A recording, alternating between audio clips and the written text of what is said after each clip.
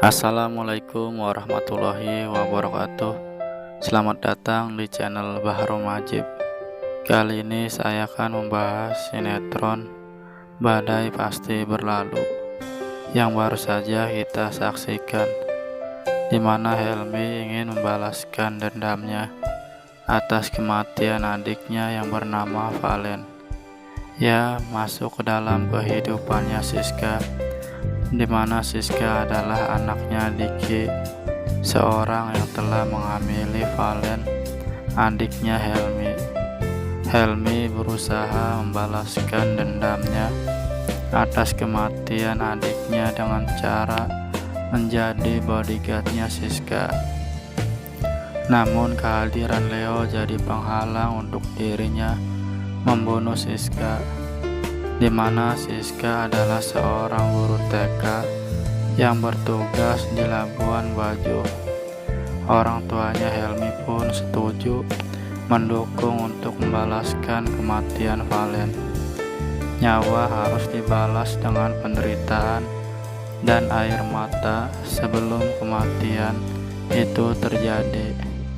Orang tuanya Helmi pun berusaha mencari tahu keberadaan keluarganya Diki di Jakarta.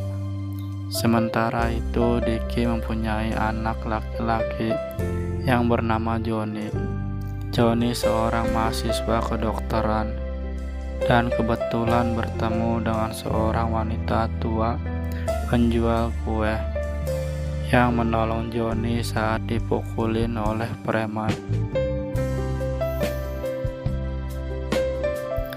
Dari situlah orang tuanya Helmi menyamar untuk mendekati Joni. Sampai di esokan hari, Joni bertemu lagi dengan wanita tua itu untuk menawarkan kerja di rumahnya sebagai pembantu. Sementara itu Reta melakukan bunuh diri karena cintanya diputuskan oleh Leo. Reta pun terus berjalan menenggelamkan dirinya ke dasar laut. Namun Helmi yang menemani Siska jalan-jalan di pinggir pantai tidak sengaja melihat wanita yang mau bunuh diri dengan menyusuri air laut yang begitu deras. Siska pun teriak dan minta tolong agar Helmi menyelamatkan wanita itu.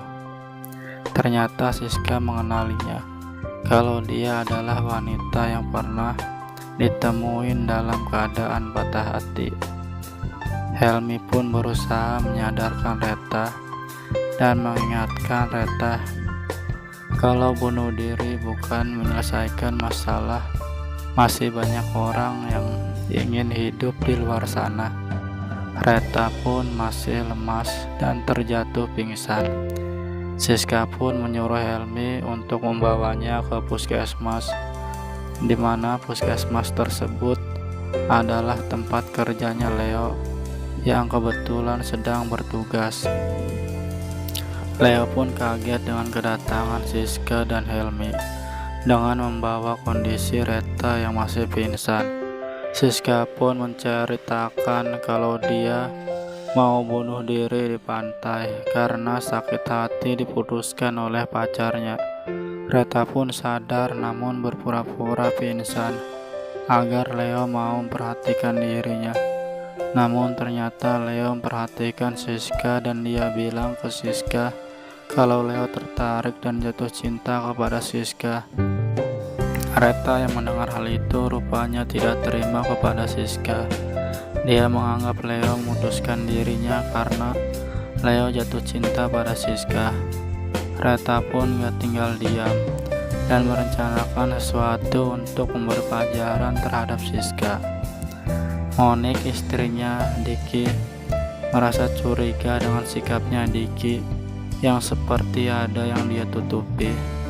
Monik pun mencurigai Diki dan mencari barang bukti. Dengan kecurigaannya terhadap Diki, Monik pun menemukan hasil USG bayi laki-laki di lemari ruangan kerjaan Diki. Monik yang mempunyai penyakit jantung pun gak kuat melihat foto USG bayi yang ada di lemari kerjanya Diki. Monik pun semakin yakin kalau Diki telah selingkuh dengan perempuan lain. Sementara Helmi mendatangi rumah sakit untuk melihat kondisi ponakannya. Namun dokter menyarankan kepada Helmi kalau bayinya almarhum Valen mempunyai kelainan jantung, sehingga harus dibawa ke rumah sakit besar di Jakarta. Helmi pun memberitahu orang tuanya kalau anaknya almarhum Valen harus dirawat ke rumah sakit besar. Orang tuanya Helmi pun memahami karena Valen melahirkan seorang anak dengan lahir prematur. Helmi pun udah cukup kehilangan adiknya. Jangan sampai terjadi sesuatu buruk terhadap ponakannya. Ini semua ulahnya Diki yang harus membalas semua penderitaan Valen. Reta pun mencari Siska di sebuah resort. Ternyata Siska adalah anak seorang pemilik resort tersebut. Reta pun mengajak Siska bertemu di sebuah restoran yang masih tutup di atas. Dalam keadaan sepi, gak ada orang, Siska pun menemuinya. Namun bagi Helmi ini kesempatan yang bagus untuk menghabisi nyawa Siska. Kedua-duanya, Helmi dan Reta, udah siap-siap mendorong Siska dari atas balkon. Namun dari arah yang beda, Reta salah mendorong Siska dan yang terjatuh pun Helmi. Siska pun berusaha menolong Helmi yang tangannya tersangkut di balkon, dan akhirnya Diki pun datang untuk menarik tangan Helmi ke atas. Helmi pun menceritakan kalau ada orang yang mendorong dirinya, tapi dia tidak tahu siapa yang mendorong saya. Tapi sepertinya perempuan, tangannya kecil dan halus. Diki pun penasaran dan mengecek CCTV tersebut. Ternyata benar yang dikatakan Helmi, ada seorang perempuan yang menyelinap ke atas. Helmi pun diperiksa oleh dokter Leo, yang sepertinya tangan Helmi sedikit terluka. Siska pun mengucapkan terima kasih kepada Helmi karena dia telah menolong nyawanya. Namun bagi Helmi ini adalah suatu kegagalan untuk dirinya menghabisi nyawa Siska. Lea pun menanyakan kepada Siska atas kejadian yang sebenarnya, kalau Siska niat bertemu dengan Reta, namun Reta tidak datang untuk menemui dirinya. Helmi pun mencurigai kalau orang yang mendorong dirinya adalah perempuan. Kemungkinan besar itu Reta yang berusaha mendorong Siska. Lea pun menemui Reta yang kebetulan tinggal di resort tersebut. Lea menanyakan kalau kamu kan yang mendorong pengawal Siska yang hampir jatuh dari balkon. Namun Reta mengelak untuk mengakuinya.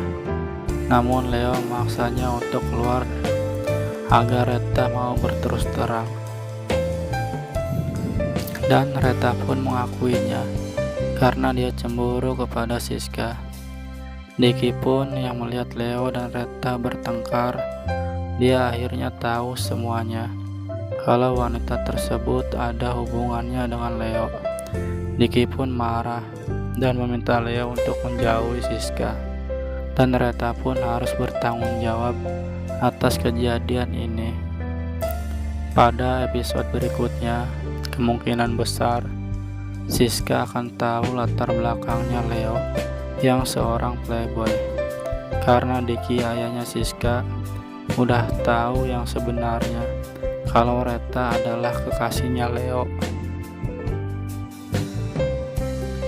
Nah, mungkin itu dia ulasan dari sinetron Badai Pasti Berlalu yang saya dapat ceritakan. Jangan lupa juga saksikan terus Badai Pasti Berlalu, dan jangan lupa juga dukung channel ini dengan like, komen, dan subscribe. Saya ucapkan wassalamualaikum warahmatullahi wabarakatuh.